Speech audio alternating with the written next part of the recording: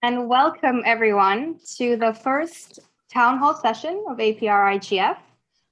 Welcome everyone back from yesterday. We had a full day of sessions, 6 really exciting sessions on all kinds of things. And this is a town hall session where we want to hear from you.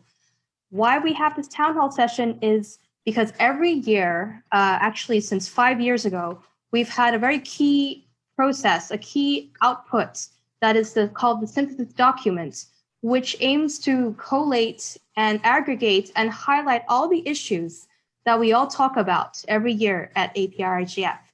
Next slide, please. So a little bit more about the background of this document. Started roughly 5 years ago. Now we are in our 6th year, back in 2015, in the Macau meeting. The APR-IGF multi-stakeholder steering group decided that this was a really good way to try to get some concrete outputs of really good discussions we've been having at the Asia Pacific Regional IGF. It's really meant to highlight issues. It's not really meant to represent the entire diverse region. But since, 6 years ago now, we've actually inspired some other national and also regional initiatives to take on this very interesting process as well. They have their own process to document their outputs, and the synthesis document is our process. Next slide, please. So every year, unlike the different committees that constitute the multi-stakeholder steering group of the Asia Pacific Regional IGF, this drafting committee is actually open to everyone. There's no prerequisite to be a member of the MSG. It's just that you are interested to contribute to discussing internet governance within our region. You are definitely free to join us. We try to have this process mandated each year by the drafting committee. How we work, the modalities of work are kind of we talked about and discussed every year. There's always open input periods. This is one of them. This is a live input period. Previously, before the meeting, we also had a short 10-day open input on what we want to see, what the community wants to see in this document. We're at the public input town hall session, so it's today and also tomorrow. You'll also have a chance. And then after the conference, the drafting committee will then take all this input that we get and synthesize it into a second draft. The second draft then goes in for another public input period just to make sure that we've captured everything and highlighted everything that was discussed in the correct way. And we aim to publish at the end of October, just in time for the November Global Virtual IGF. Next slide, please.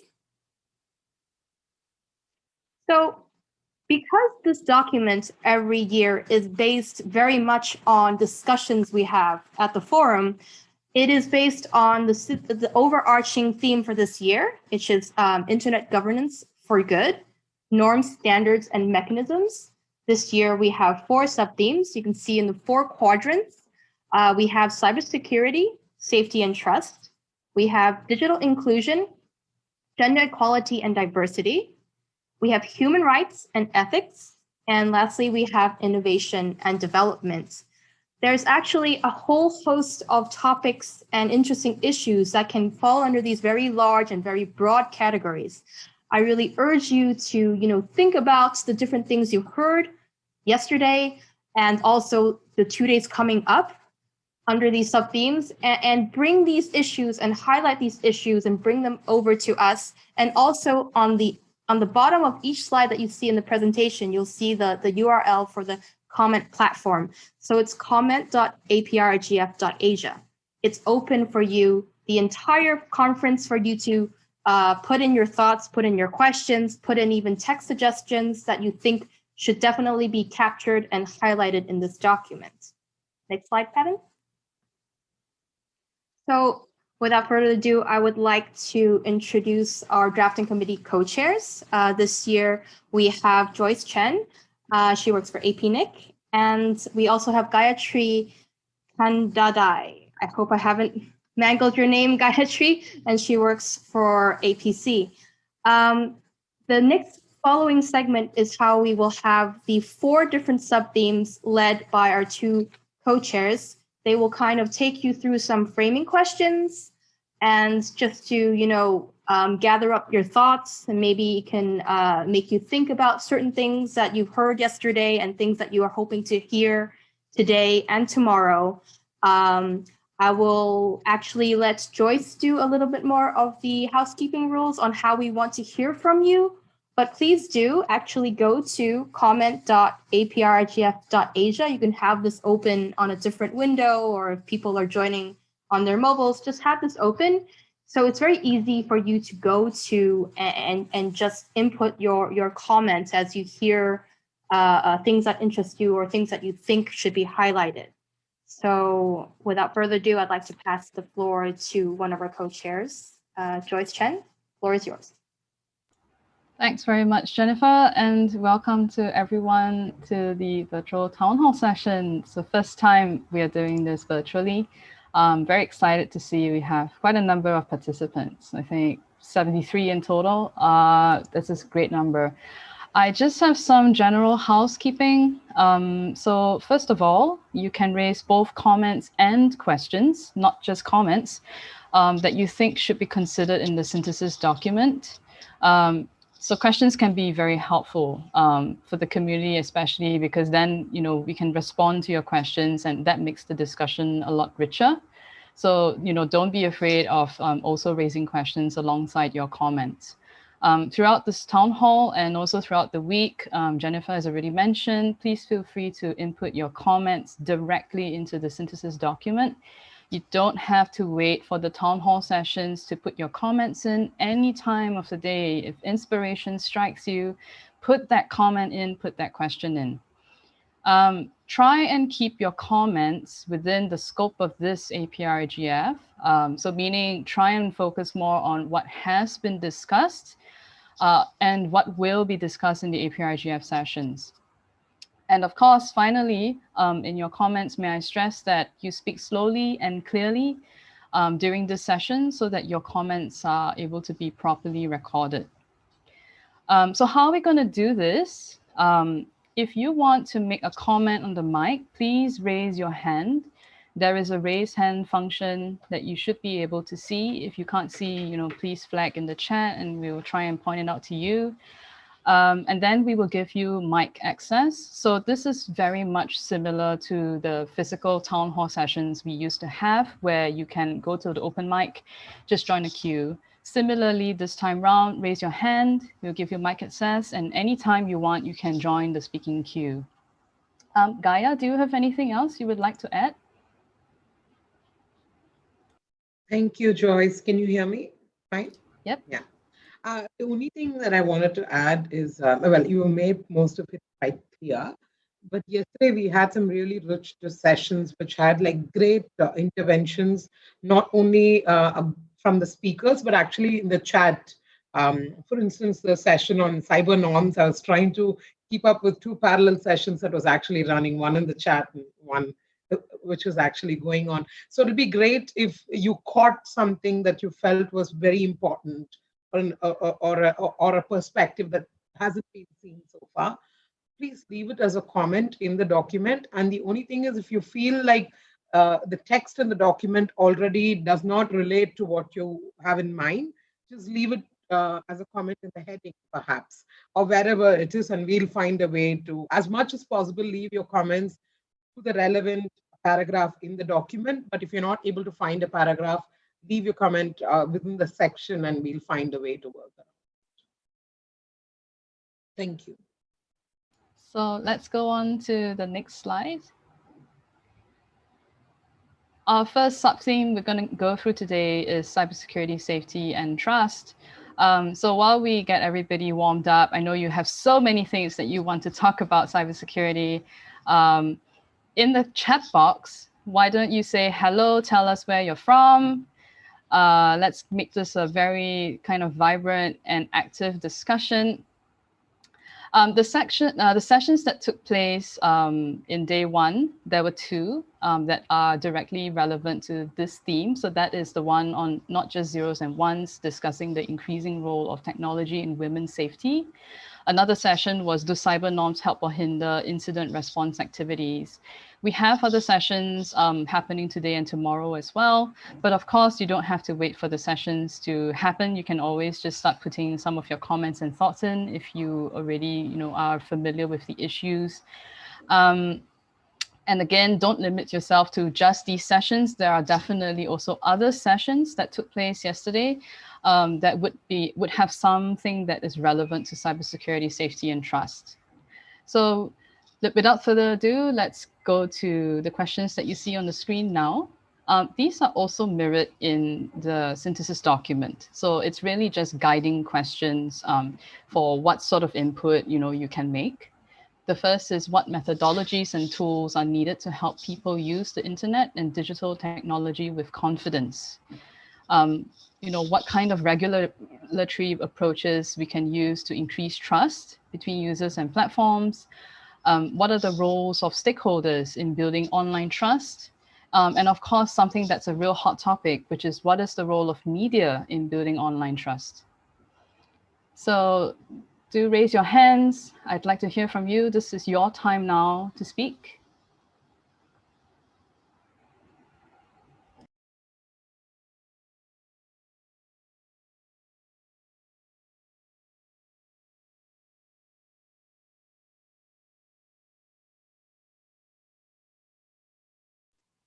So I see actually a really vibrant discussion in chats.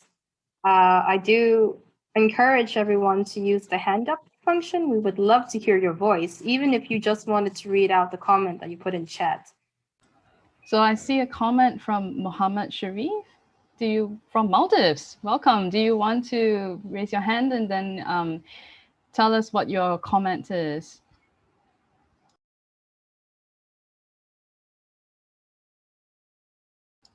Are you able to hear? It says audio is not reaching one of the... Are we good?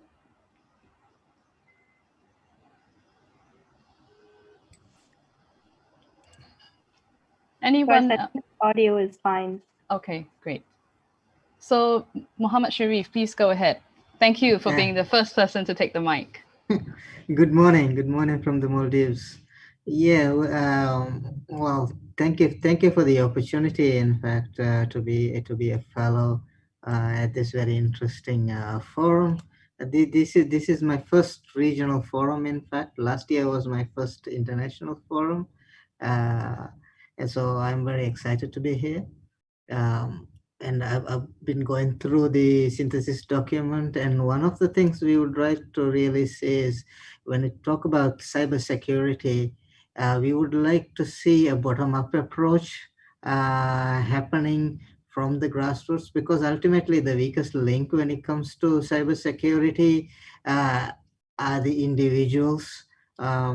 So we would like to I've been lately researching different digital citizenship programs, and it would be quite good if, for example, somebody like ISOC or the Asia Pacific Regional Forum itself kind of, or a joint group, work together to create a template of what we think should be the key skills and knowledge required for a digital citizen going forward into the next 10 years, so that as small countries, we don't have a lot of resources, and we would like to be able to use open source content that we know are high quality, that we can adopt and adapt for our nations. So that's what I wanted to highlight. Thank you. Thank you very much, Sharif. And may I just remind you, feel free to put your comment into the synthesis document as well. That would help us to capture your comment. But of course, it's recorded, so don't worry there.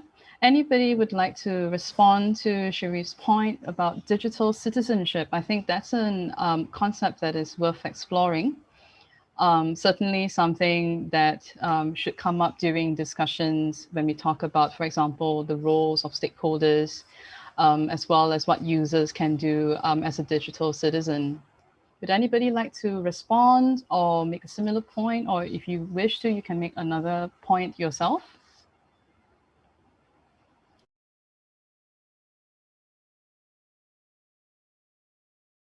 We have to get those fingers warmed up. Start clicking on the raise hand. Admin, please go ahead. Hopefully to get the conversation started. A little bit building on, I guess, digital citizenship, but also on point 2 and 3 on the screen here. I think having capacity to be a digital citizen is, of course, important, but being a digital citizen, it's also important to have a say in the regulatory frameworks, and also building policies and regulatory rules in governing the infrastructure and the internet. So just I guess adding to the document, it would be, especially coming from Hong Kong, this point. I think in terms of regulatory approach that creates trust, it has to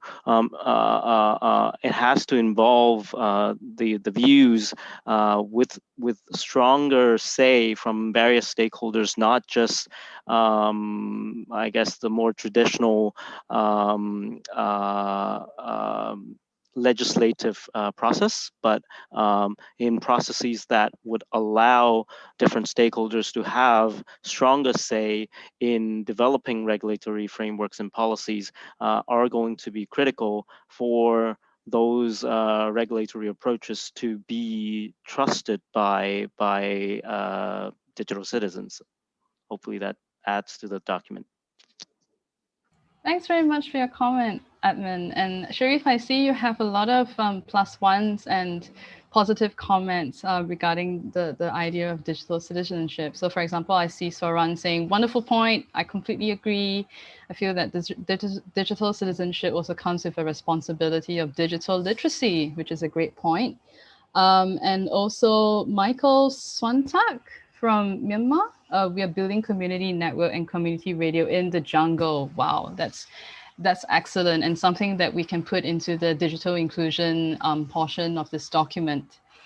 Any other views? I think, Admin, you talked about, started talking about some regulatory approaches. What might that be like? And I'd like to hear more views about this.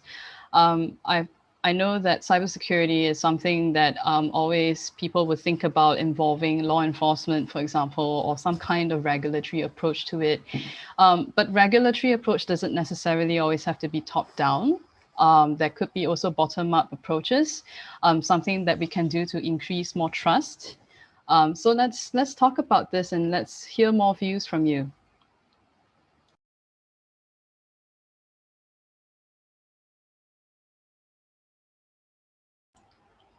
Again, the raise hand button is getting a bit cold. And in the meantime, I'll read out Gaia's comment, which is we should also talk about digital citizenship from the perspective of individuals having rights and responsibilities. Excellent point, Gaia. Felix, please go ahead. Very good morning. I'm Felix from South India, Chennai. I'm working as a faculty. My point is, when it comes to media, building a trust, it takes a lot of time and group work and peer motivation to build trust through media, especially through traditional electronic media. They are focusing more on entertainment and business perspective. When it comes to the general good of the society, now the media houses are being owned by or with political perspectives.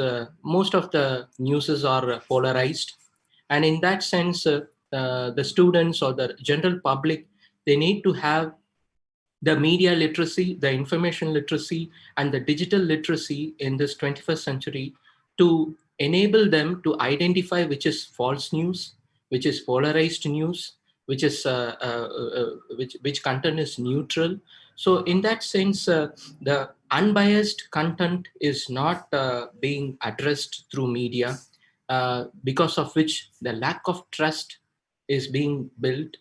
And this needs to be addressed, especially for the young generations who need to be developed with the 21st century skills to enable them with the media literacy, information literacy, and the general digital literacy. Thank you very much. Thank you very much, Felix. You made some very good points about the role of media, and also we hear a lot about misinformation, fake news. I have Manju and then Ananda on the queue. I'm mindful of time as well, so let's end the queue after Ananda.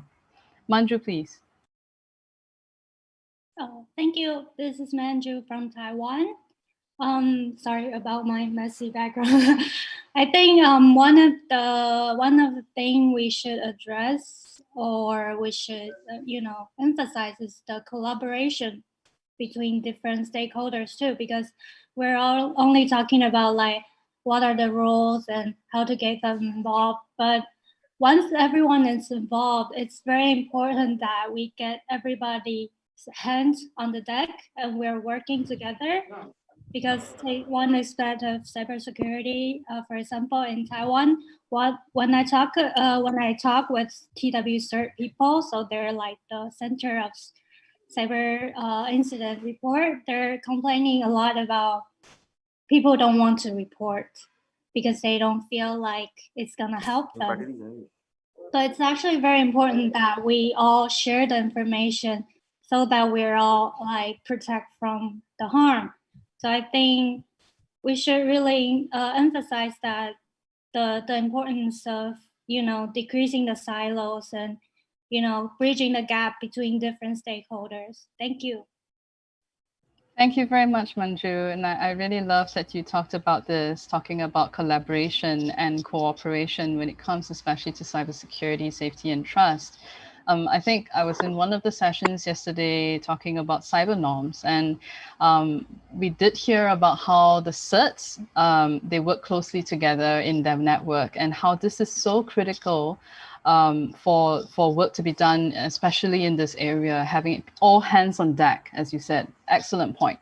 Ananda? Am I audible? Yes, go ahead. So this is Ananda from Nepal, for the record. And I would like to add my point that while we are talking about role of stakeholders in building online trust, I think there are two factors to be mentioned. One is the human factor and another is the technology factor. It is always like while technology is securing systems and building online trust, there might be a human factor that is affecting, because we don't trust some people, because people with the authority to have access to our data might not be trustable, or governments at some points government are not being trusted. And we have heard about the stories of surveillance and all the digital rights increasing in South Asia and Asia Pacific. I think we should like put these two things in two baskets and see from different perspectives. Thank you. Thank you very much, Ananda. And you raised a very good point about, the role of government, the role of stakeholders, how exactly it is we're building trust. How are we able to begin building this sort of idea of trusting the different stakeholders? I will allow just one more speaker, which is Ik Chan Chin. So sorry for mispronouncing your name. And also I see there's very, very vibrant chat going on in the chat box. So kudos to you guys. Good job. Ik Chan, I'll pass the floor back to you. Yes. Yeah, I think my question is that besides this empowerment of the users, I think the other things I'm a bit worried is about the power of those big platforms, for example, like Facebook, because we know that the Facebook has changed their regulatory approach basically they are using self-regulation, just like we talk about the regulation, how do they regulate themselves? But still, I found that the lack of the transparency, for example, how do they, monitor certain content and remove content, or even identify some account as authentic accounts. So this kind of the procedure seems untransparent to me, because I had some interview with other journalists as well. So they always say we need to trust those big companies, but how? There's accountability issue.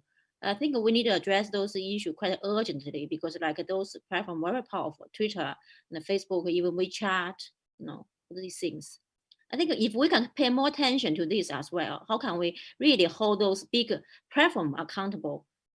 Yeah. Thank you, Chen. And I like that point about, how can we hold people accountable, not just the big platforms, but the different stakeholders as well. What is the line of accountability and transparency, that we should be asking for? Excellent point. Okay, thank you. Thank you so much. Jen, I see there's so much discussion going on right now in the chat. Would you like to just read a couple of choice comments? Let us know what's going on before I pass the time to Gaia. Sure, thanks, Joyce. Wow, the chat is really going fast and furious. I mean, I feel like we should have more time for this town hall session already. There was a nice comment that we saw a little bit earlier from Ashirwa Tripathi. It's a question about digital citizenship. Does digital citizen include internally displaced and refugees? What are the challenges we face and how to overcome it? And I also see quite a few comments and chat about, media, social media. There can be fake accounts on social media where the media can be, either state-owned or state media organizations that are state-influenced, and which ones that are just state-funded. There's quite a lot of chat on, actually there might have been some answers to Ashirat's question as well. I don't know if anybody wants to take this on, but I think I can also pass it right back to you, Joyce, or hand off to Gaia. Thanks, Jen. So just one last thing from me, which is this is really, really great. I love to see all your comments and questions coming in. Let me just gently remind you to put your comments into comment.aprgf.asia. We want to be able to capture your comments in the synthesis document. That's very, very important to us, so we don't lose anything. All right, Gaia, on to you. Thank you, Joyce. I'll wait for the next slide.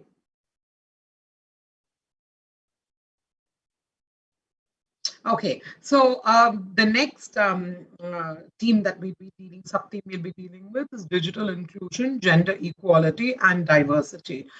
Before we go into the questions themselves, this particular theme was something that was very strongly demanded for in the last APR IGF and many past APR IGFs. So it was a conscious effort to include this session. And if you would look at the synthesis document, the content under this particular sub-theme talks about the need to have equitable access, the need for everyone to have the opportunity to use the internet to receive and impart information. It specifically recognizes different sectors of society that have been marginalized.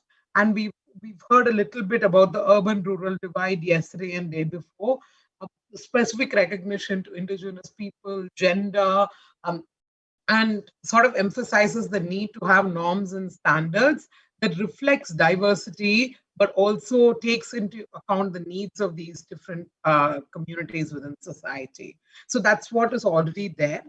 And the next 4 questions that we'll be looking at now should help us guide thinking about what's missing or what can be further nuanced, or what questions should be asked, as Joyce pointed out. So the first question is, what technical and organizational approaches are required for affordable and reliable access for all? Which methodologies and tools are required to make the internet and digital technologies more inclusive and diverse? What regulatory approaches and best practices are needed to be put in place? What are the roles of all stakeholders in access? Sorry, there's a chat box that's opened up. In access provision and inclusion, and the provision of education and information literacy and digital literacy. So these are the 4 questions. There was already a few comments that came up in the chat that might relate to this. For example, the comment on community networks. Would you like to expand a bit more on what about community networks you would like included in the synthesis document?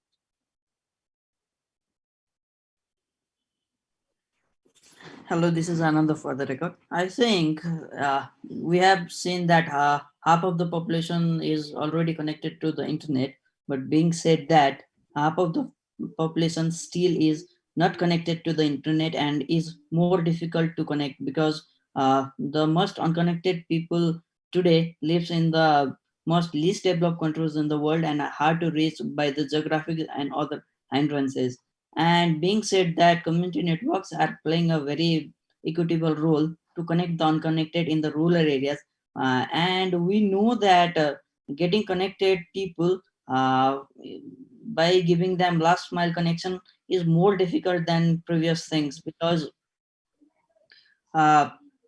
while reaching the people who are not connected and who are residing in the most difficult geographic of the world, we have to invest more, and most of the internet connectivity plans comes with the commercial vested interest. Yeah. And I don't think connecting those people will meet out the commercial part of that thing. So I want to raise a question that can we connect those people without seeing the commercial part of it? And that might be the role of community networks as well. Thank you, Ananda, and I'm so glad you raised this question because it also came up on day 0. It came up in a couple of discussions yesterday about democratizing ICT infrastructure, about helping communities sort of own their infrastructure so they're not left negotiating with big companies all the time. So that's a very important point, and thank you for raising it. And I think it should go into the synthesis document. I think there was a hand up. Jennifer, can you confirm, was it Amrita or did someone else have their hand up before that? I think there's Amrita and also Elliot in the queue. Okay, Amrita, can you go first and then followed by Elliot? Thanks, Gaia. I think, the COVID actually makes the questions of digital inclusion more critical because people may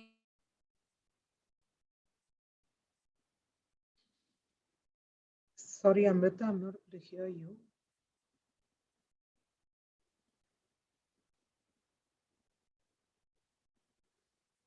may not know how to use it, may not be. Can you hear me? Yeah, now I can hear you. Go ahead. Okay, right. So what I meant was even if people have devices which are termed as accessible or connected, they may not be connected. So it is very important to have the proper data research, which can help you identify what the exact issues are. Simultaneously, globally or even in our region or even in nations, there are various steps which are being taken to connect, but it is important that all these best practices come, there is a repository of it so that people can use it. For example, community network may be a way, balloons may be a way, some other hotspots may be a way of connecting. There may be various innovative ways to connect.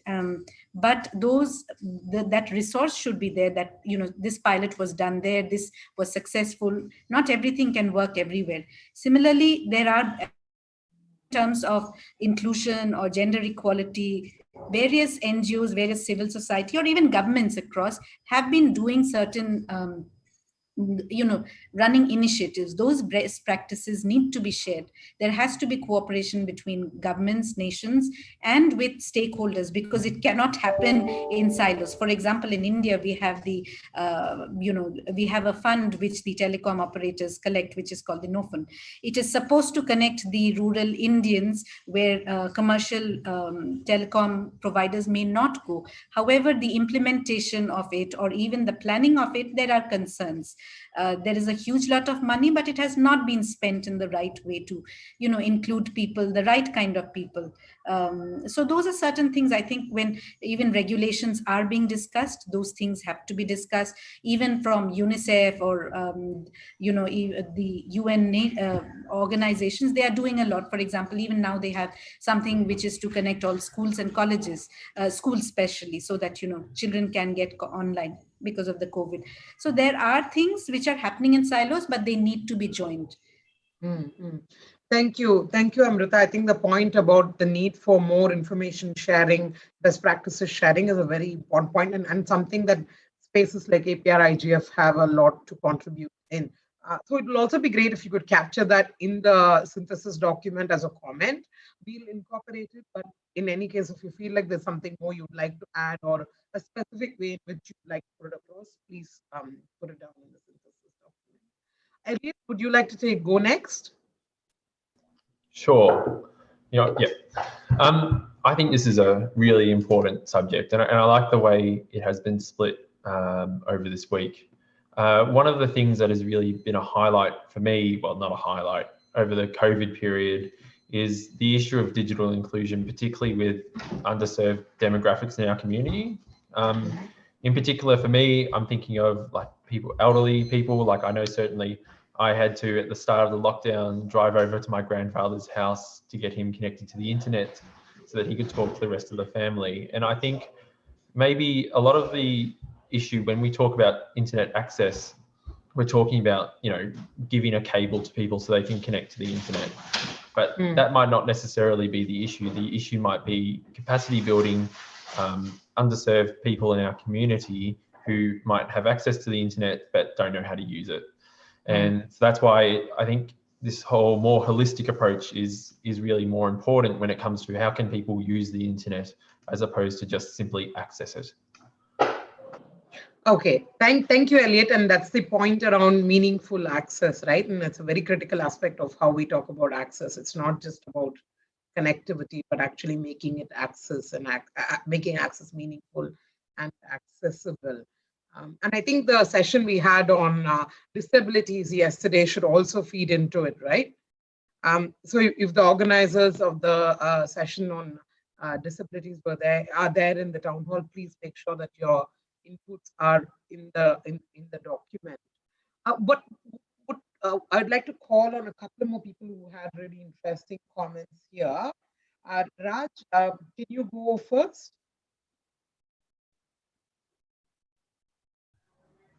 Thanks, Gay. I hope you can all hear me. Yeah. Okay, thanks. So just very quickly, I saw a couple of references to 4G and 3G and 2G in the chat window. But the thing is, and right now people are getting excited by 5G, for instance. But let's, and then there's all these promises that are being made that 5G will revolutionize things. It'll make things so much better, faster, quicker, whatever. Now, the same promises were made when 4G was being introduced by the vendors, and a similar promise was made when 3G was being introduced. So the storyline, the marketing pitch has remained the same. But the problem is that, no matter how fast that speed is between the device and the nearest tower, what that depends on is what the transit capacity is, what the backhaul infrastructure is, how the actual interconnectivity within a country or within a location is set up. Because that will determine how fast an access a person can get, as well what you can do with that connection that you have. The other problem that comes into play is the user experience. Now, we're talking about the unconnected, or I want to bring people online. We're talking about rural areas or underserved areas. The fact remains, if you deploy technology, let's say, be it mobile technology or some other form of technology, and you have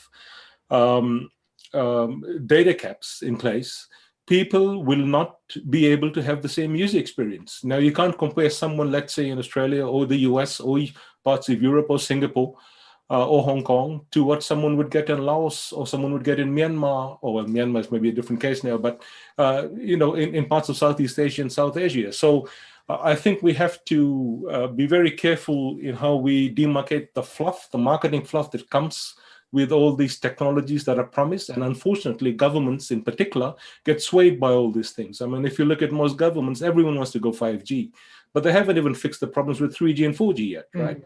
So there needs to be a bit of, I think I've spoken for too long, so I'll stop here. But we need to keep all these things in mind and be practical for what people actually need and what they can use it for. Thanks. Yeah, thanks, Raj. And I think the point around there is it's not just a question of technical advancement, but actually making it workable, right? So I think that'll be great. And if it's not captured the way you want it to be captured, please take a look at the synthesis document and we can go back and fix that. Ashrafur, I know you've already raised this point a couple of times during yesterday's meetings, but it'll also be good to hear your comments on the speed-related issues between the urban and rural divide. Would you be able to take the floor? Ashrafur, are you still with us? Yeah, I think you hear me, right? Yes. Yeah, it's my pleasure to talk to you again. Yes. So last day, I have already raised these issues. What's the gap between urban and rural areas? Which we talked about the high-speed internet access. Here is the affordability is another vital issue, I think, because of the rural people cannot afford the urban people, whereas we enjoy the 4G data pack, or most of cases it maybe 3G, but urban rural people cannot afford and cannot enjoy this because of the here is mobile data and broadband. Two issues, but mobile data still is very costly, so it's another considerable issues, because we can think like that way in during this pandemic, which is cottage industry boost up highly. Yeah. Even they are doing so much good in their work. So here I have a data. Here is a if I say it about the say about the gender issues, most of the female workers are doing that for the small cottage industry, and they cannot afford some of cases, and some of cases they want to afford trying their level best, but still broadband is also costly in that places. So we can raise this issue, we can collaborate with many other NGOs or from our IGF. I over to you. You can talk about these issues. Thank you, Ashrafur. And the urban-rural divide is something that's come out repeatedly and has a mention in the document. But let's see how to fit in this point around speed as well. And this issue is also kind of echoed by Nicholas, who talked about how in East Malaysia, this person has had to climb to the top of a tree to get the signal to be able to use the internet. And I think those are sort of instances to see how the state has responded, right? Right. Let me call on Chad, who's has a hand up. Shall we give the floor to Chad? Good morning. Morning, Chad. Go ahead. Yeah.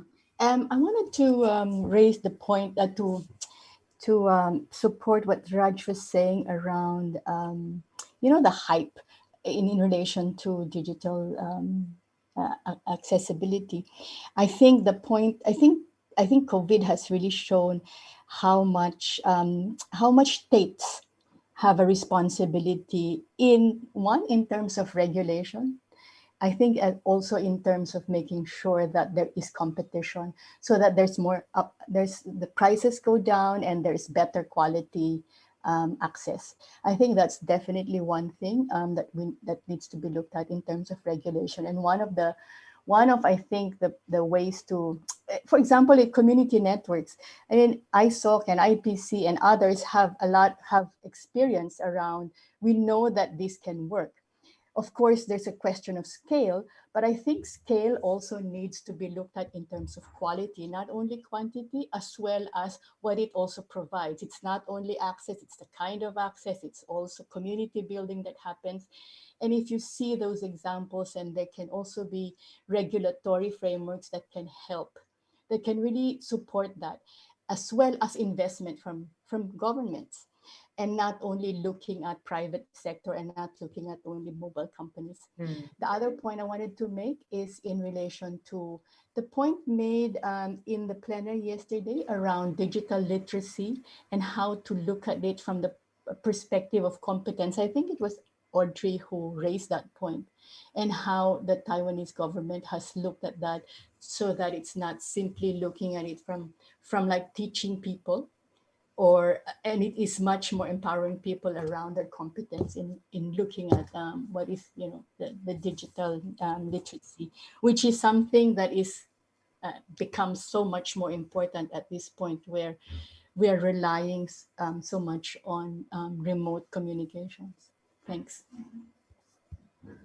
Well, thank you, Chat. And that also relates to the points that were made yesterday about inclusion and diversity, about who are the ones who are involved in either developing the regulatory frameworks, or at least vetting the regulatory frameworks, or giving inputs to the regulatory frameworks, including indigenous communities and others. I think that was also a really important point that was raised.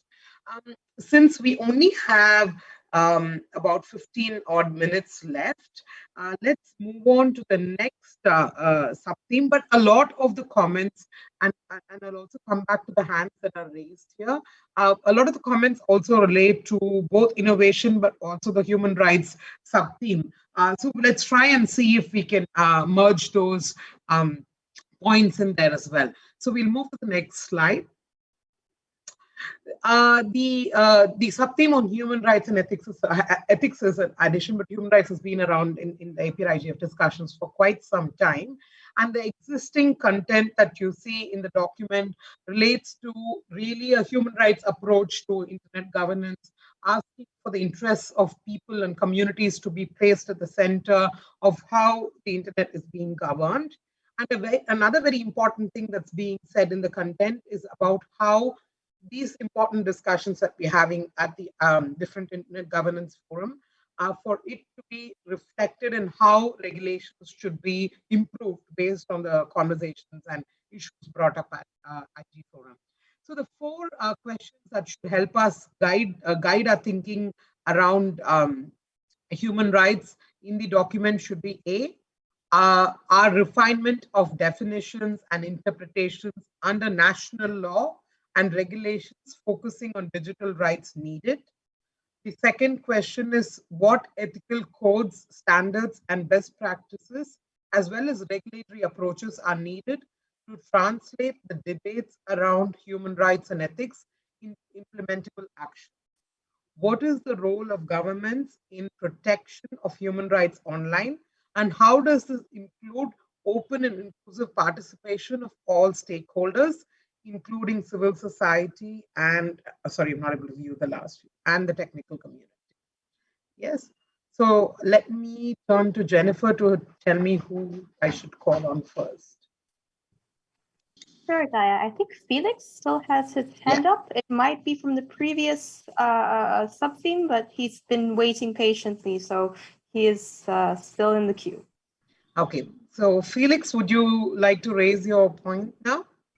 Thank you very much. My point is was related to the second topic, but also it is that is digital inclusion. There was a news yesterday in the news, internet news, that in Odisha, that is in one state in India, the school panchayat, the village level school, 3 teachers and the principal were using a mud wall as a blackboard, and they have where there is no electricity, forget about internet, they don't have any electricity. They use the mud wall as a blackboard, and they had the idea of two students and either side of the blackboard, and they used to write their doubts, and the three teachers were involved, and one teacher who was dominating was having the public system to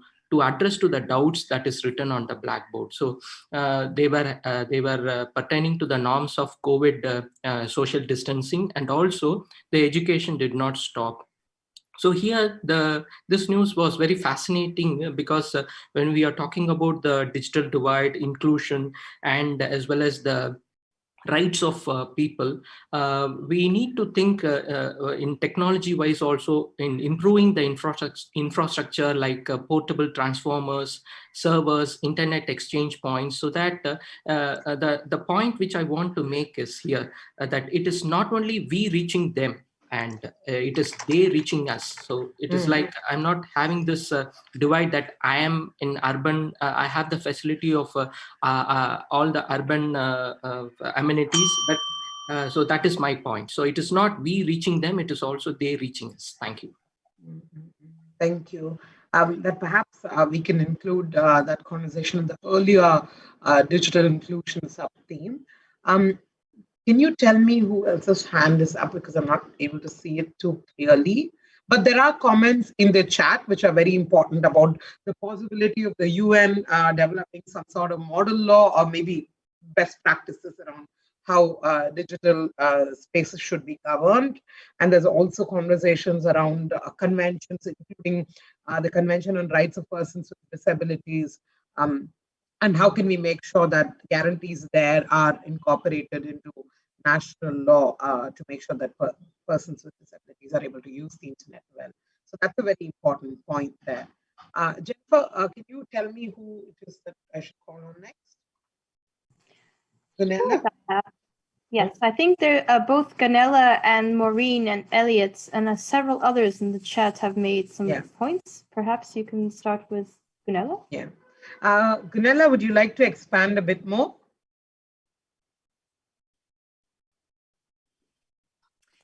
Yes, hello, this is Gunilla Spring for the record. Yes, the UN Convention on the Rights of Persons with Disabilities is a key legal instrument to ensure accessibility in all aspects of a person's life, including ICT and access to information. And there has been a lengthy process by countries once they have signed up to provide information back to the UN with regular report cards. But it's one thing having signed and in many cases ratified. In Australia, for example, there's a national disability strategy that has been renewed, but it still needs to filter down in various ways. In Australia, there is disability discrimination legislation, but there's still inaccessibility to various digital initiatives and websites and so forth. So, and I know that in many other countries, a lot has to be done. It's one thing having a policy based on legislation, but that policy document shouldn't gather dust on a shelf. It should actually be used in a practical roadmap to make a difference. Thank you. Thank you, Gunilla. And I think this will be something that will cut across two themes. So that will be great to sort of incorporate in a proper way between the different sub-themes. There's actually a really interesting comment from Winston who says that these are really rhetorical questions. And perhaps, Winston, one way of addressing them would be for the drafting committee members, and we hope we'll have more when we're done with this, can sort of turn these questions around into points of discussion. And Winston has his hands up. So maybe, Winston, can you elaborate and perhaps reflect on that suggestion? Yes, thank you, Gaia.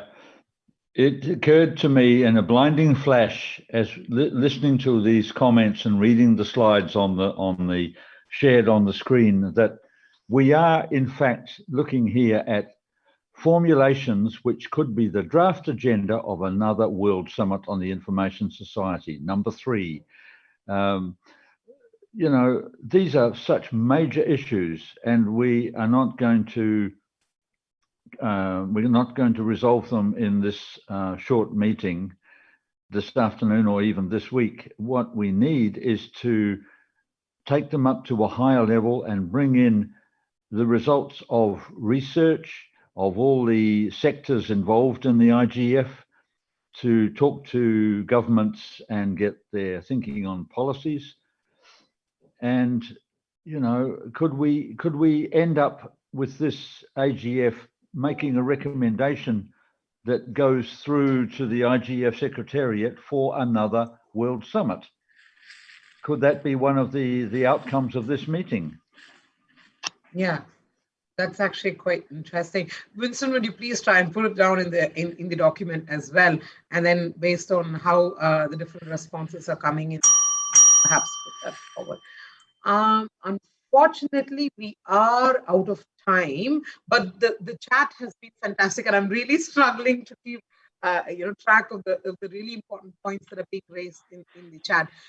So I'm going to hand it back to Jennifer, but please remember to visit the synthesis document and make sure that we've captured your points, or please try and put your points down so that we can find a way to incorporate it. Thank you. This has been a fantastic conversation. Jennifer?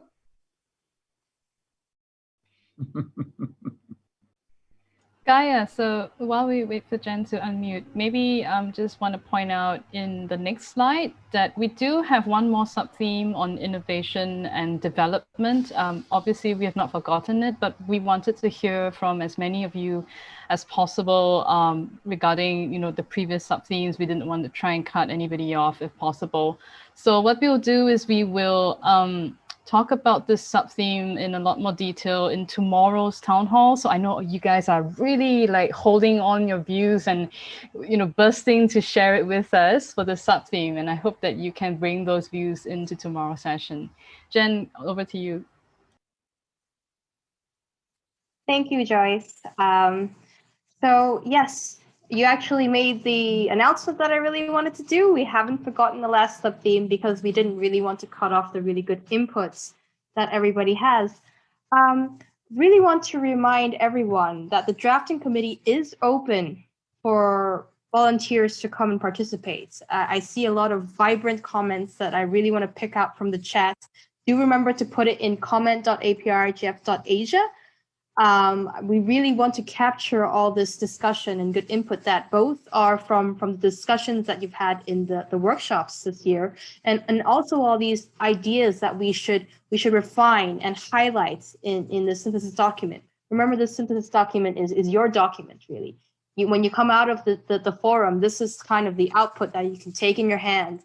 It's tangible, and you can be like, okay, these are the issues that we've discussed this year. So please do remember to put your comments in. I have been asked that I should probably show this slide, which is very interesting. We would like to remind everybody that there is an internet happy hour today after the end of the workshops hosted by the Youth IGF. It's going to be presented by the participants. They want everyone to have fun. I've heard that there's a huge, very interesting and fun agenda being set up for tonight. So please do remember to go. Details are there. And also, please do remember to support the global IGF movement. The fact that you are here at APRIGF really does mean that you all care a lot about internet governance. So please do support the global IGF movements. APRIGF and a lot of other NRIs are made possible with the support from IGFSA. So it's the Internet Governance Forum Support Association. You can go to igfsa.give.asia to show your support. So with that, I really do want to remind everyone we have another town hall session tomorrow, same time, same room. Please come back. We still have an entire sub-theme to talk about, and it's on innovation. So we would love to hear all this good input from you. And please do also remember to put everything on the comment platform when you're in the workshops today. When you hear something really interesting, you want to highlight something very interesting, just go there, have it up on your browser or in your phone and just type it in. If you have any questions, of course, or if you want to join the drafting committee, do remember to contact us at sec@aprgf.asia. Thank you, everyone.